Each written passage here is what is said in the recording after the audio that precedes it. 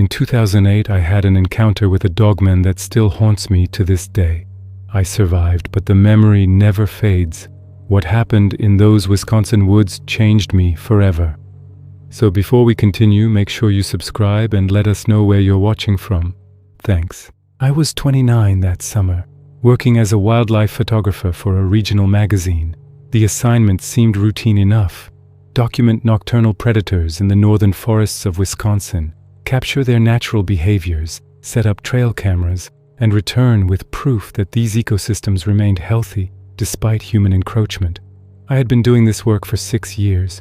I knew how to move quietly through the woods, how to read animal signs, and how to stay safe around bears, wolves, and cougars. I thought I knew what to expect. The area I was assigned covered roughly 40 square miles of dense forest near the Michigan border. The terrain was rugged, thick with old-growth pine and oak, broken by rocky outcrops and seasonal streams. Local hunters used it sparingly. Most avoided the deeper sections entirely, saying the game ran strange there, and the woods felt wrong after dark. I dismissed their concerns as superstition born from too many campfire stories. I had heard similar warnings in other places, and they always proved unfounded. I set up my base camp on the 3rd day, choosing a small clearing near a reliable water source. The spot offered good visibility while remaining hidden enough that animals would pass nearby without detecting me.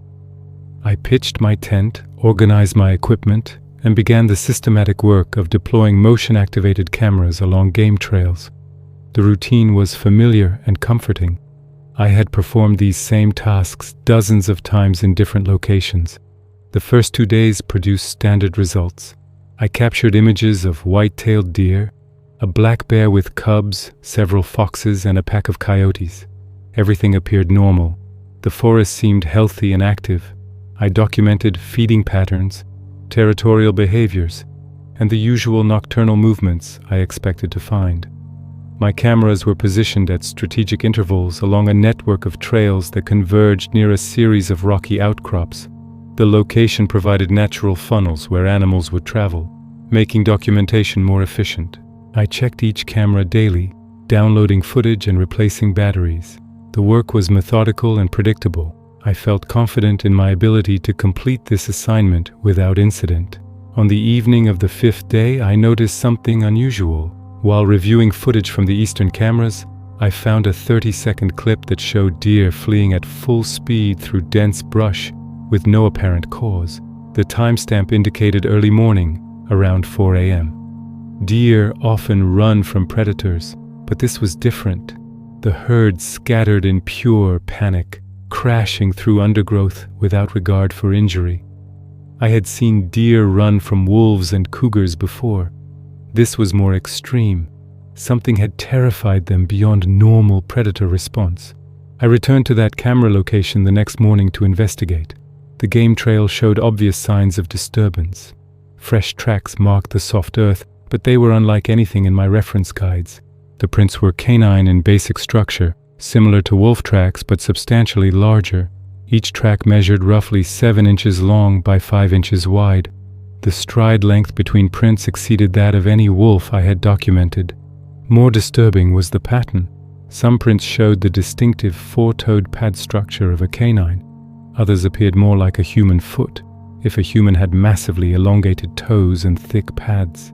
The tracks followed the trail for about 50 yards before vanishing into rocky ground, where they left no trace. The transition between the 2 types of prints was seamless, as if the creature alternated between walking on 2 legs and 4. I photographed the tracks extensively and took measurements with my field kit. My immediate thought was that someone had hoaxed the trail, perhaps using modified boots or prosthetics to create false prints. But the depth and pressure patterns looked authentic. The prints pressed deeper at the toe and heel, consistent with natural gait. The spacing suggested a creature moving with purpose rather than the careful placement a hoaxer would create. I spent nearly an hour examining the site.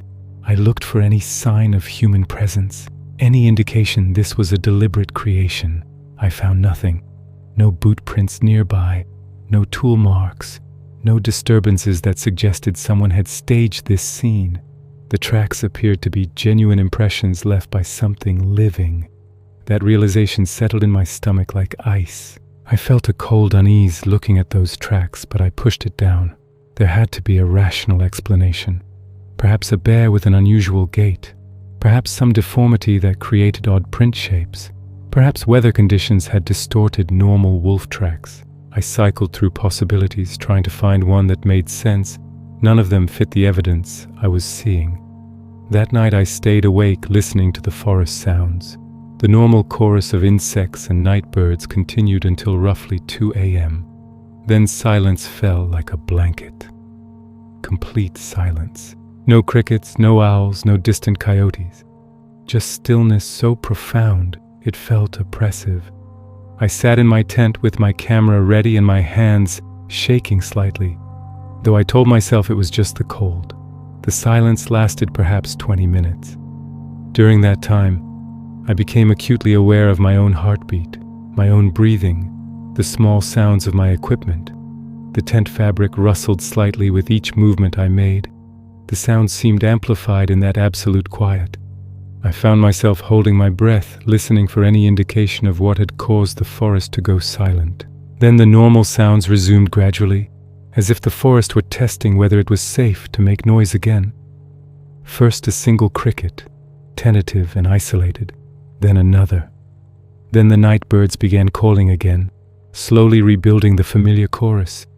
Within 10 minutes the forest sounded normal again, but I could not shake the feeling that something significant had just happened. Something had moved through the forest and everything else had gone silent in response. I should have left then. Every instinct told me something was fundamentally wrong with this place.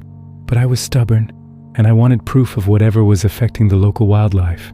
I convinced myself I was overreacting to normal forest behavior. Silence happens.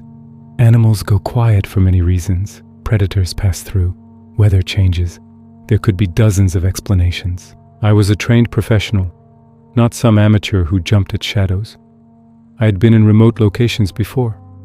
I had weathered storms, avoided dangerous animals, and completed assignments in challenging conditions. This was just another job. I decided to stay another 3 nights to complete my camera survey. That decision nearly cost me my life. The following evening I heard the sound for the first time. It came from perhaps half a mile away, echoing through the trees. The call started low, almost like a wolf howl, but it shifted mid-note into something higher and more complex. It carried a quality that triggered immediate fear response in my body. My hands went cold. My heart rate jumped. Every muscle tensed. The sound was wrong in a way I could not articulate. It was not the howl of any wolf I had ever heard. I had recorded wolf packs in Minnesota, Michigan, and Montana. I knew their vocalizations intimately. This was different. The tonal quality was wrong. The duration was wrong. The way it modulated through different frequencies suggested vocal cords and resonance chambers unlike any canine I had studied. It was not a coyote or a dog, it was something else entirely. I grabbed my audio recorder and captured what remained of the call. The recording lasted 47 seconds. I played it back 3 times trying to identify the source. The spectrogram showed frequencies that ranged across a broader spectrum than typical canine vocalizations. Some of the lower tones fell below what wolves normally produce. The upper notes carried inflections that seemed almost articulated, as if the creature were forming sounds with intent rather than instinct. The pattern of the call was deliberate. It started with a low rumble that built gradually, shifted into the higher howling component, then dropped back down to a guttural sound I had never encountered in any wildlife recording. The technical analysis only deepened my confusion. This did not match any known species in my database. I saved the file and made a note to consult acoustic experts when I returned to civilization. The sound repeated twice more that night, each time closer to my position. By the 3rd call, I estimated the source at less than a quarter mile. The proximity was alarming. Whatever was making that sound was moving toward my camp with purpose. I kept my tent zippered shut and my high-powered flashlight ready. I did not sleep. I sat with my back against my equipment case and listened to the forest, waiting for sunrise. The calls stopped around 4 a.m. The forest remained silent for another hour, that same oppressive quiet I had experienced the previous night. Then the birds began their dawn chorus, and I finally allowed myself to relax slightly. But the relaxation was temporary. I knew that something was tracking me, circling my position, announcing its presence. The question was why. I broke camp at first light.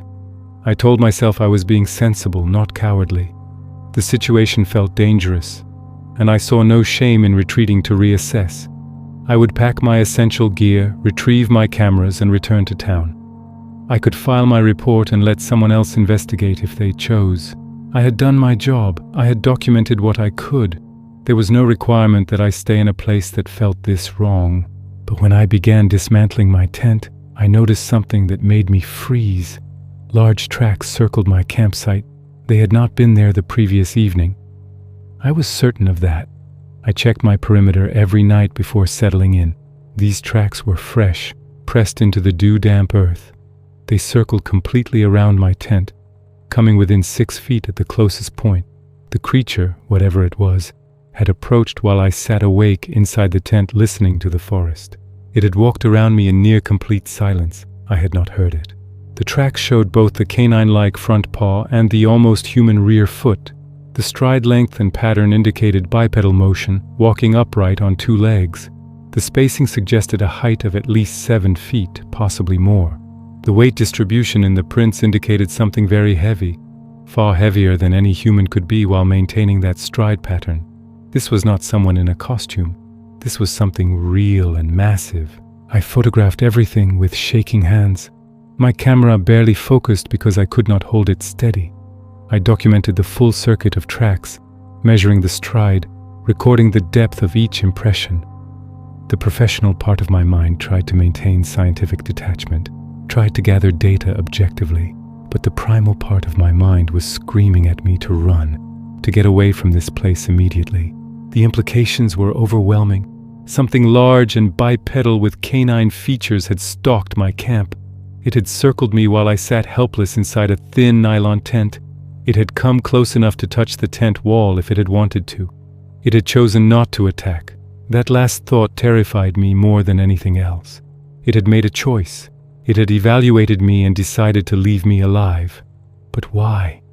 Was I not worth the effort? Was I being warned? Was this some kind of territorial display? I abandoned the plan to retrieve all my cameras. I grabbed my essential gear, my photographs, my audio recordings, and my truck keys.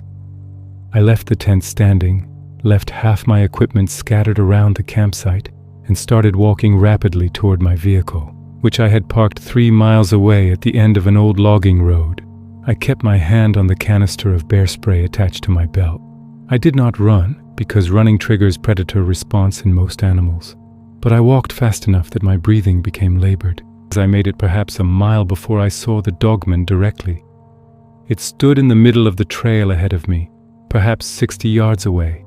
The morning sun filtered through the trees behind it, creating a backlit silhouette that made details difficult to distinguish. But the basic shape was unmistakable. It stood upright on 2 legs, roughly 7.5 feet tall. The body was powerfully built, with broad shoulders and a deep chest that suggested immense strength. The posture was confident, almost casual, as if standing on 2 legs was the most natural thing in the world. The legs were digitigrade, jointed like a canine's rear legs but supporting the full weight of bipedal stance. The thighs were heavily muscled, and the lower legs showed the distinctive backward bend of a dog's hock joint. Yet somehow this configuration supported upright walking with apparent ease. The feet were large and showed the same unusual structure I had seen in the tracks, part paw and part something else. The arms were proportionally long, hanging nearly to the knees, ending in hands that showed both human-like finger structure and prominent claws. The head was the most disturbing feature. It was distinctly canine in shape, with an elongated muzzle, pointed ears set high on the skull, and a strong jaw. The proportions suggested a wolf, but scaled up significantly. But the position of the eyes was more forward-facing than a typical wolf or dog. giving it binocular vision and an unsettlingly aware expression. This was not the side-mounted eyes of a prey animal, or even a typical predator. This was the frontal vision of something that needed depth perception, something that hunted with intelligence and precision. The fur was dark brown or black, thick and coarse, covering the entire body. In the morning light, I could see it ripple slightly with each breath the creature took. The coloration was uniform, without the usual lighter patches on the throat or belly that most canines display. This was a creature built for life in deep forests, for moving unseen through shadows. The creature stood perfectly still, watching me, its head tilted slightly to one side in a gesture that appeared curious or calculating. There was intelligence in that posture, in the way it held itself. This was not mindless animal behavior. This was something thinking, evaluating, making decisions, and it had decided to show itself to me, to block my path deliberately. The question was why. We stared at each other for what felt like an eternity but was probably less than 30 seconds. My mind raced through options. I could not outrun it. If it decided to attack, I had no realistic chance of escape. The bear spray might slow it down, but probably not enough.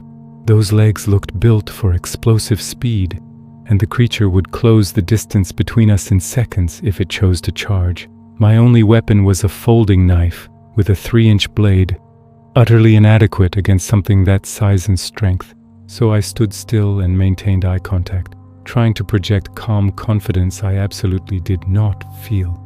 I had read somewhere that predators respond to fear, that showing weakness invites attack. I did not know if that applied to whatever this creature was, but it was the only strategy I had. I kept my breathing steady. I kept my hands visible and still. I tried to communicate through body language that I was not a threat, but also not easy prey. The Dogman took 2 steps forward.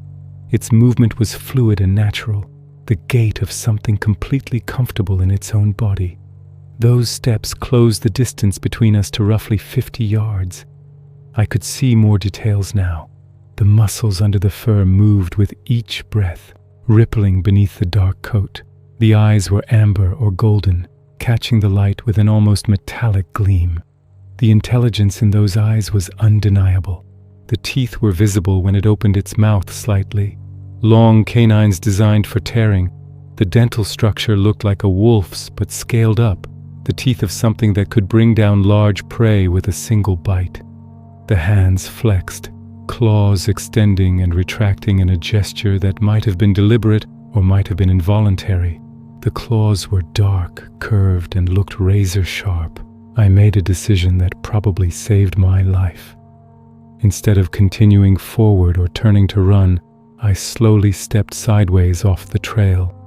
I moved carefully, keeping my eyes on the Dogman but clearly indicating I was yielding the path. I communicated through body language that I was not a threat and did not want confrontation. I was withdrawing from its territory. I was showing submission without showing weakness. I was giving it what it wanted without making myself appear like fleeing prey. The creature watched me move. Its head turned to track my position. For a terrible moment, I thought it would follow. Then it took one more step forward onto the center of the trail and stopped there. It was claiming the path. It was blocking my direct route to my truck. I continued moving sideways until I was perhaps 20 feet off the trail. Then I began moving parallel to it, keeping that distance. The Dogman watched but did not pursue. It stood in the middle of the trail for another moment. Then it dropped to all fours with shocking speed and moved into the forest on the opposite side. The transition from bipedal to quadrupedal was seamless. On all fours it moved like a wolf but much larger and faster. It disappeared into the undergrowth within seconds. The forest swallowed it completely. I stood frozen for several minutes, breathing hard, waiting to see if it would reappear. When it did not, I began moving again, still parallel to the trail, but maintaining distance from where I had last seen it. My navigation became more difficult. I had to push through thicker undergrowth, climb over fallen logs, and wade through sections of marshy ground. But I did not want to risk walking the trail where the Dogman could easily find me again. Every sound made me flinch. Every shadow looked like a threat. I moved as quickly as I could while trying to remain quiet. After what I estimated to be 2 hours of difficult travel, I saw my truck through the trees.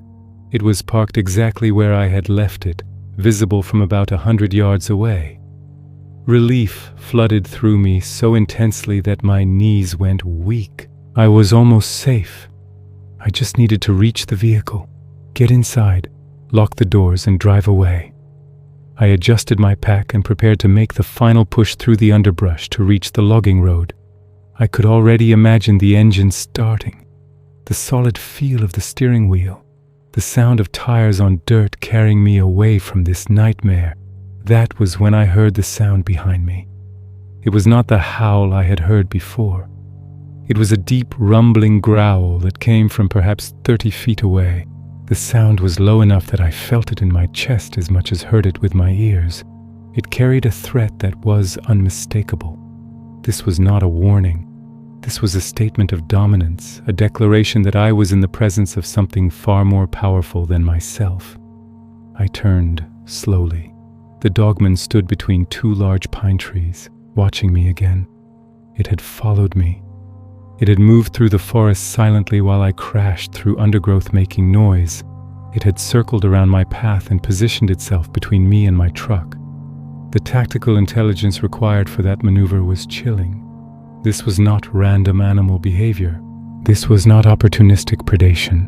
This was a calculated ambush, executed with precision. This creature understood pursuit, understood flanking, understood how to cut off escape routes. This was a thinking predator that hunted with strategy. The Dogman dropped to all fours and took several steps toward me. The movement was not rushed. It was deliberate and controlled, the approach of something that knew it held all the advantages. On all fours it moved with the fluid grace of a wolf, but with far more power. Each step compressed the forest floor. Each movement of its shoulders showed the incredible muscle mass beneath the fur. It was testing me. It wanted to see what I would do. It wanted to see if I would run or fight or freeze. Running would trigger a chase. Standing still might invite attack. I had seconds to make a decision that would determine whether I lived or died. My hands were shaking so badly I could barely control them. My breath came in short gasps. The fear was overwhelming, threatening to shut down my ability to think clearly. But somewhere in the panic, survival instinct took over. I pulled the bear spray from my belt and removed the safety clip. My hand was shaking so badly I nearly dropped the canister. The weight of it felt inadequate. A small cylinder of pressurized chemicals against a creature that could probably tear me apart in seconds. But it was the only weapon I had. I raised it in front of me, pointing it at the Dogman, and shouted as loud as I could. The shout was wordless, just noise, but I put every ounce of fear and aggression I could summon into that sound. I channeled every bit of terror into making myself appear dangerous. The Dogman stopped. Its ears flicked back against its skull. A clear sign it had registered the sound as a threat display. Its lips pulled back, showing the full length of those terrible teeth. The fangs were even more impressive up close, easily 3 inches long, designed to puncture and tear. But it didn't advance.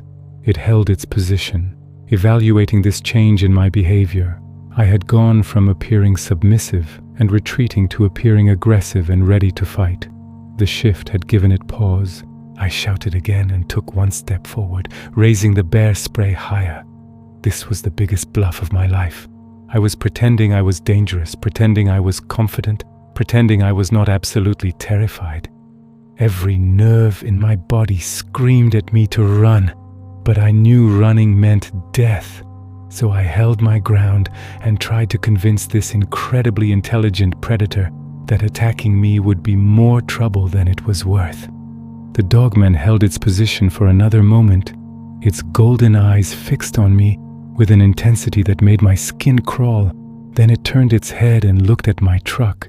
It looked back at me. The gesture was so deliberate, so clearly communicative, that it shocked me. It was showing me that it knew where I was trying to go. It was demonstrating that it understood my goal and could easily prevent me from reaching it. This was psychological warfare, from a creature that should not possess that level of intelligence.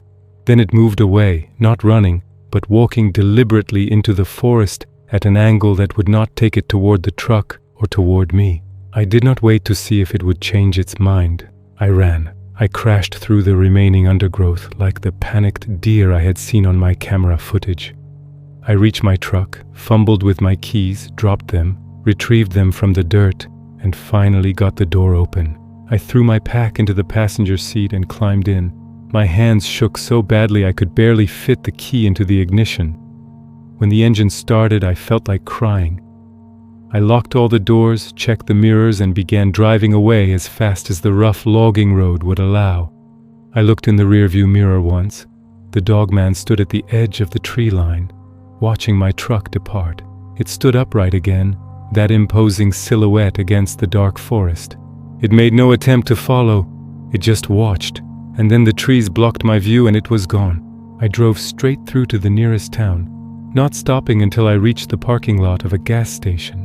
My hands were locked on the steering wheel so tightly that my knuckles were white. I had to consciously force myself to release my grip when I finally put the truck in park. I sat in my vehicle for 30 minutes, trying to slow my breathing and stop shaking. The adrenaline was draining from my system, leaving me weak and nauseated. When I finally felt stable enough to move, I went inside the gas station and bought water and food I did not want. My hands were still trembling when I paid. The clerk looked at me with concern and asked if everything was okay. I must have looked terrible, disheveled and pale and clearly shaken. I told her I was fine, just tired from camping. The lie came automatically. What else could I say? That I had just escaped from a creature that should not exist. That I had been stalked through the woods by something that walked like a man but had the head of a wolf. She would think I was insane, or on drugs, or suffering from some kind of breakdown. As I needed to be around people, needed the noise and normalcy of other human beings. I stood in the aisles of that gas station for 20 minutes, not really looking at anything, just absorbing the mundane reality of fluorescent lights and packaged snacks and the quiet conversation of other customers.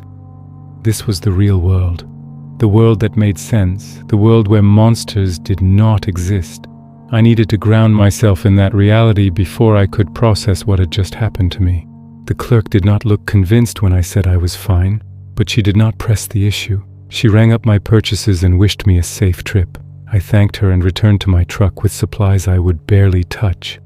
I sat in the parking lot until early evening, watching people come and go, watching the sun move across the sky, watching the ordinary rhythm of a small town going about its day.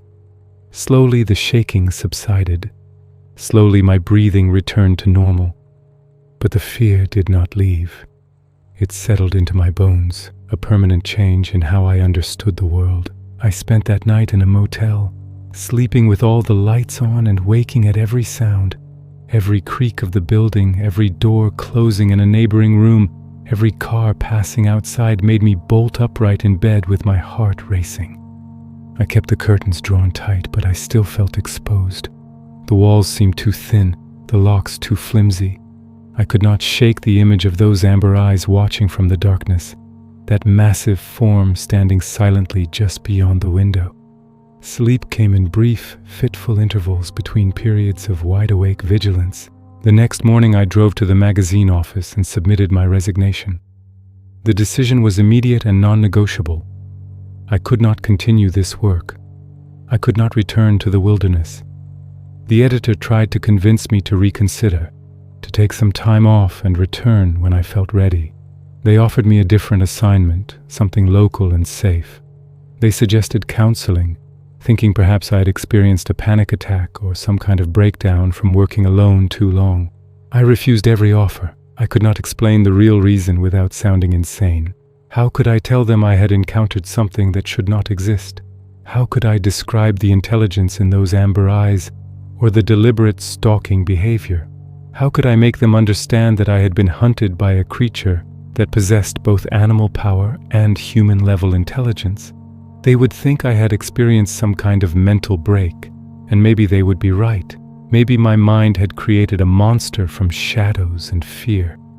Maybe the stress of working alone in remote areas had finally broken something fundamental in my perception of reality. But I know what I saw. I know what circled my camp while I sat helpless inside my tent. I know what blocked my path and followed me through the forest. I know what let me live when it could have easily killed me. The Dogman was real. It was flesh and blood and terrifying intelligence. It was a predator that understood tactics and territory, and it chose to let me go. Perhaps because I posed no real threat to it. Perhaps because I showed the sense to retreat from its domain. Perhaps for reasons I would never understand. I never returned to those woods. I never retrieved the equipment I abandoned. The tent, the cameras, the specialized gear I had accumulated over years of professional work, all of it remained where I left it. I made no attempt to recover any of it. The financial loss was significant, thousands of dollars worth of equipment, but I did not care. No amount of money was worth going back to that place, worth risking another encounter with the Dogman. The gear could rot there for all I cared. I never wanted to see those woods again. I never reported what I saw to any official authorities. What would I say? I saw a cryptid. I encountered a creature from folklore.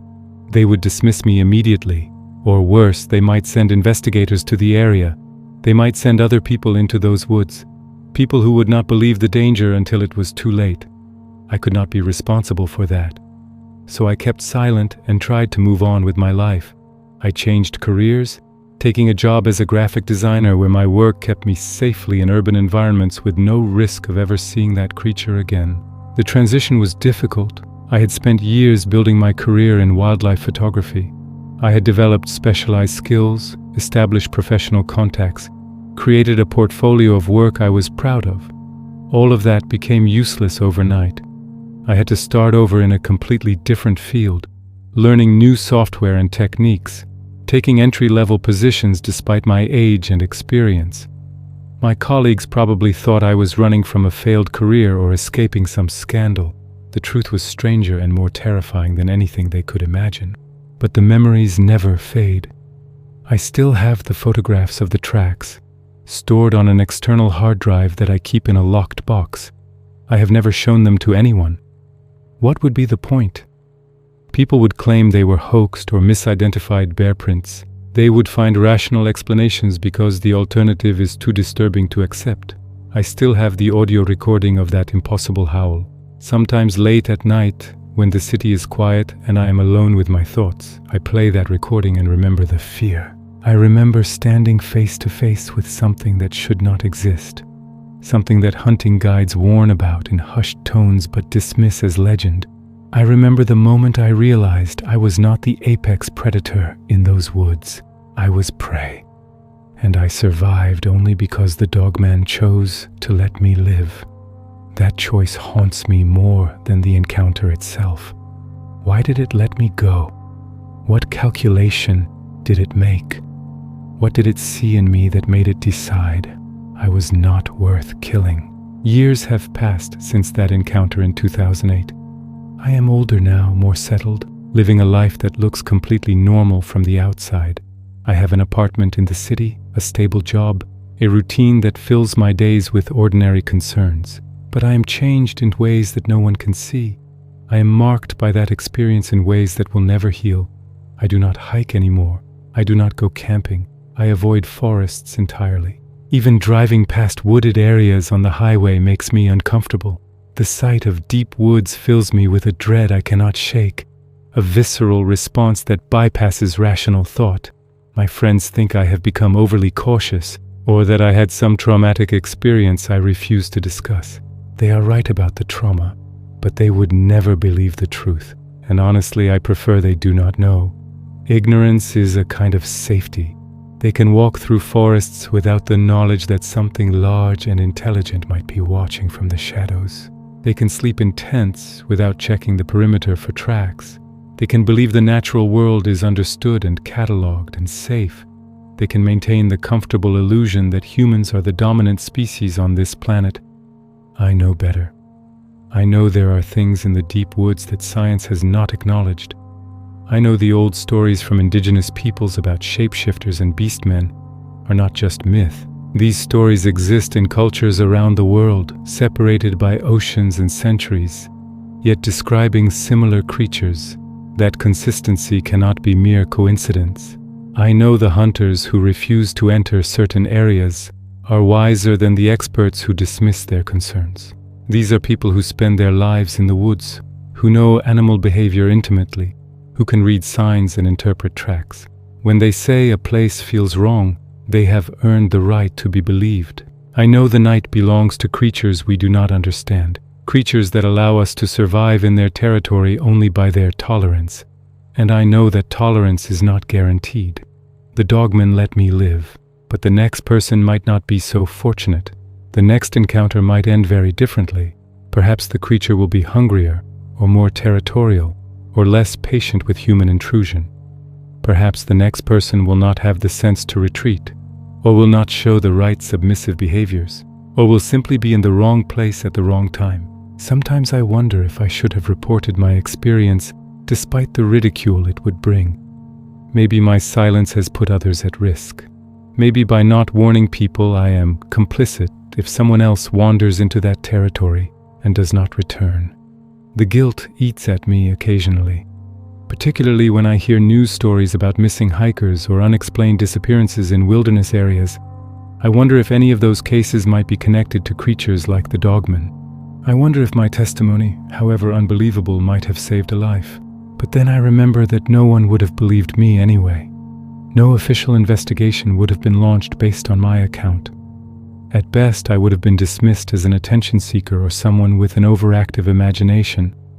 At worst, I could have lost my credibility entirely and damaged my ability to earn a living in any field that required public trust. The stigma of being known as the person who claimed to see a monster would have followed me forever. Employers would have questioned my judgment. Colleagues would have wondered about my mental stability. Friends and family would have worried I was experiencing a psychological crisis. So I remain silent, and I carry the knowledge alone. It is a heavy burden, heavier than people who have never experienced something similar could understand. I carry the weight of knowing that the world is not what we think it is, that there are blind spots in human understanding vast enough to hide creatures of significant size and intelligence. I carry the knowledge that our maps and our science and our confident assertions about the natural world are incomplete, and I carry the fear that at any moment another person might have the same encounter I did, but with a less fortunate outcome. The question that haunts me most is simple and unanswerable. Why did the Dogman let me go? It could have killed me easily. It had multiple opportunities. When it circled my camp in the darkness, it could have torn through the tent fabric in seconds. When it blocked my path on the trail, it could have closed the distance before I had time to react. When it followed me through the forest and positioned itself near my truck, it could have attacked from behind while I was focused on reaching safety. Any of those moments could have ended with my death, but it chose to allow my retreat. It chose to let me leave its territory alive. Was it mercy? That seems unlikely for a predator. Was it calculation? Perhaps I was not worth the energy expenditure, or perhaps killing me would have brought unwanted attention to the area. Did it recognize that I posed no real threat? I was alone, lightly armed, clearly terrified, and attempting to flee, rather than invade further into its domain. Did it simply not want to waste energy on prey that was attempting to leave? Or was there some other factor? Some element of its behavior I cannot comprehend, because its mind works in ways fundamentally alien to human thinking. I will never know the answers to those questions. I will never understand what motivated the Dogman's decisions that morning in 2008. All I know is that I survived an encounter that could have ended very differently. I walked away alive from something that most people do not believe exists, and I carry that knowledge with me every day. A weight that never lightens, a memory that never fades. I am alive and I am grateful, but I am also forever changed. I am marked by the knowledge of what walks in the darkness beyond the campfire light. I know what watches from the tree line. I know the truth that most people will never face. And I know that if I ever hear that howl again, that terrible sound that shifts from low to high and carries tones that trigger fear in the primitive parts of the brain, I will run. I will not investigate. I will not try to document it. I will not be brave or curious. I will simply run, and I will not stop running until I am far away from wherever that sound originated, because I know what makes that call. I have seen it with my own eyes. I have looked into those amber eyes and felt the weight of an intelligence evaluating me. I have stood in the presence of something that chose whether I would live or die, and I never want to experience that again. The Dogman is real. That is the fundamental truth I carry, the knowledge that shapes my everyday. It exists in the deep forests of Wisconsin, and based on other accounts I have cautiously researched, probably in remote areas across North America and possibly beyond. The indigenous peoples knew about these creatures long before European settlers arrived. The stories are not new. They are not the invention of modern cryptozoology or internet hoaxes. They are ancient knowledge, passed down through generations, refined by actual experience.